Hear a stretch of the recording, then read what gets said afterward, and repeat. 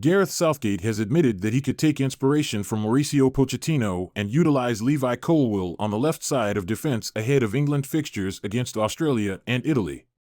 The Chelsea defender was selected for the Three Lions squad alongside fellow Cobham product Conor Gallagher, as Ben Chilwell's hamstring injury against Brighton sees him miss out on a call-up.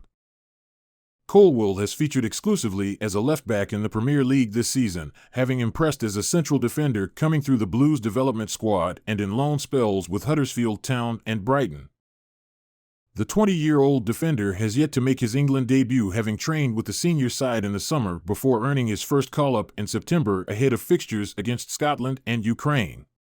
He did not feature on that occasion, but with Luke Shaw also still out due to injury, Southgate is short of options on the left side.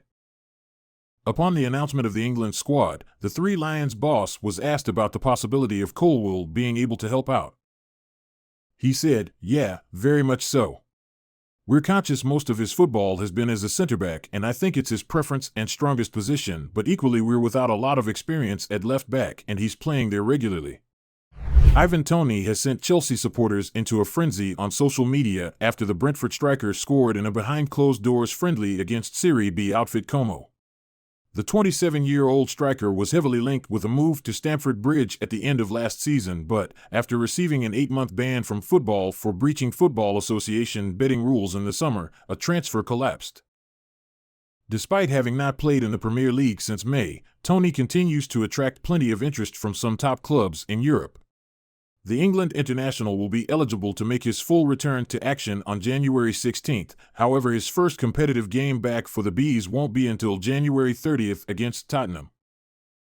In the meantime, Toney has been building his fitness. The striker marked his comeback with a goal as Brentford drew 2-2 with Como in a friendly on Tuesday afternoon. With Chelsea said to be in the market for a new talisman in January, his strike has sparked a frenzy among supporters, with many pleading for his arrival. According to Fabrizio Romano, Brentford are expected to demand between £50 million to £60 million for Toney's signature in January. The Italian journalist has stated that the striker wants to leave the Bees, recently appointing a new agency to take care of his future. Former Chelsea star Eden Hazard is set to make his return to football later this month, but not in the way that many people expected. The 32-year-old was once regarded as one of the best in the world, having risen to stardom with his time at Stamford Bridge, propelling him into the spotlight. In 352 appearances for the Blues, Hazard scored 110 goals and assisted teammates 92 times to seal his legacy with the club.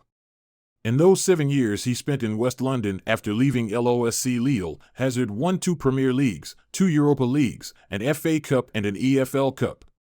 He was nothing short of the starman, so when he left for Real Madrid in 2019, there was plenty of sadness surrounding the deal. That's despite the £88 million fee received for a star that was ultimately reaching a difficult period in his career, which would be shown further down the line. Injury issues plagued Hazard's time at the Santiago Bernabeu, with dwindling minutes eventually resulting in the termination of his contract this summer. It means that the winger is now a free agent and available to pick up on a free transfer, though clubs are yet to do so. It has led to plenty of discussion and rumors over a potential return to Chelsea in the coming weeks, having been a club legend in his time. While those still swirl, there is a return to football in some capacity soon for Hazard, as he is set to feature in a charity match later this month. Nottingham Forest boss Steve Cooper has revealed he had a chat with Chelsea earlier this week after questions continue to be asked over the plan and progress of talented midfield loanee Andre Santos. 7 games into the season and the 19-year-old is yet to play a Premier League game after matching the temporary switch to the Midlands. Santos arrived at Stamford Bridge as one of the first incomings in the youth recruitment drive started by Todd Boehly Clearlake Capital in January, following on from a messy summer window. His move from Brazilian side Vasco da Gama was greeted with great optimism, having built up a reputation as one of the most impressive players in his age group. His price, just £12 million, was seen as a steal at the time for a teenager already captaining his country 2 age groups above, and he went on to star in the Under-20 World Cup in May and June, scoring twice and assisting once on the way to the quarterfinals. It left him in a state of flux upon returning to Chelsea after the end of the 2023-24 season, with Mauricio Pochettino coming in as the new manager, the second permanent man in charge since Santos arrived. Now, having played a sizable role in preseason, he is on loan at Nottingham Forest as he looks to build experience in England. Chelsea's new ownership have made a few mistakes as they learn the trials and tribulations of running a football club in the first year or so in charge. Some have been costly, such as Kalidou Koulibaly's move from Napoli not working out, resulting in an abrupt switch to Saudi Arabia. However, few will be as costly as the player pathway that is currently undetermined by the hierarchy if it continues down the current path. To put it into context, the overall plan for player development needs to be taken into account, where Blueco have been clear they want to develop top, young talent as part of a longer-term self-sustaining model. That conveyor belt of talent has to start somewhere, so the £1 billion spend in transfers has reflected that in landing the likes of Enzo Fernandez, Moises Caicedo, and more. That's opened them up to criticism both on and off the pitch, as these players need time to gain experience and consistency amongst a changing spine of a team. Off the pitch, the view is a small price for setting up a system that will allow players to filter through to a first-team ready level.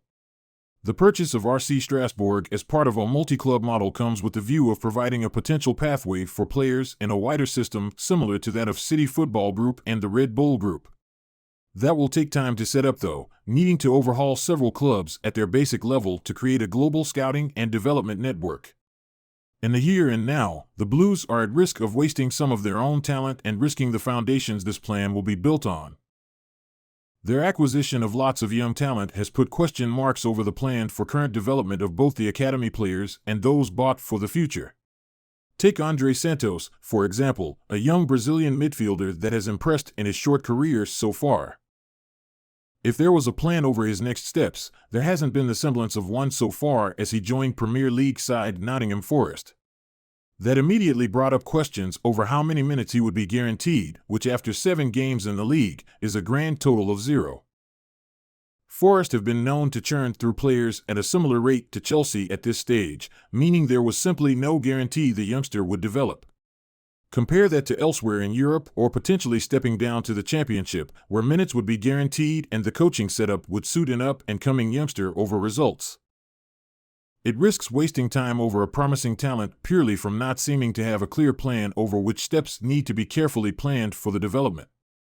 Similar can be said of Bashir Humphreys, who may be in a slightly better position, but still faced uncertainty.